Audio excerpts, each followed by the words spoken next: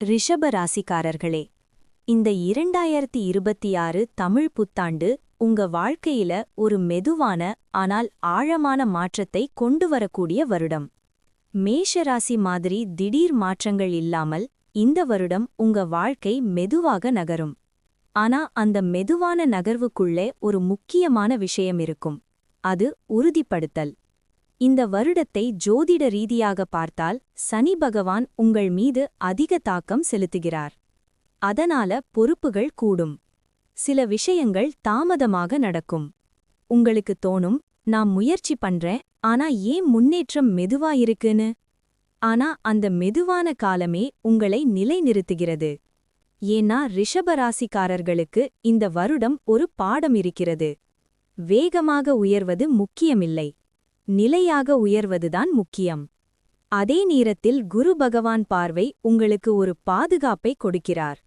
பெரிய வீழ்ச்சிகள் வராமல் காப்பாற்றுவார். சரியான நேரத்தில் சரியான உதவி கிடைக்கும்.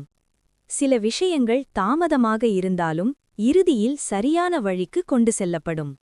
சூரிய பகவான் தாக்கத்தால் குடும்பத்தில் பொறுப்பு அதிகரிக்கும். வீட்டுக்குள் முக்கிய முடிவுகள் எடுக்க வேண்டிய சூழ்நிலை வரும். அந்த நேரத்தில் நீங்கள் அமைதியாக எடுத்த ஒரு முடிவு குடும்பத்தில் நிம்மதியை கொண்டுவரும். செவ்வாய் பகவான் காரணமாக வேலை வாழ்க்கையில் உழைப்பு அதிகரிக்கும். சில நேரம் மனசு சோர்வாகும்.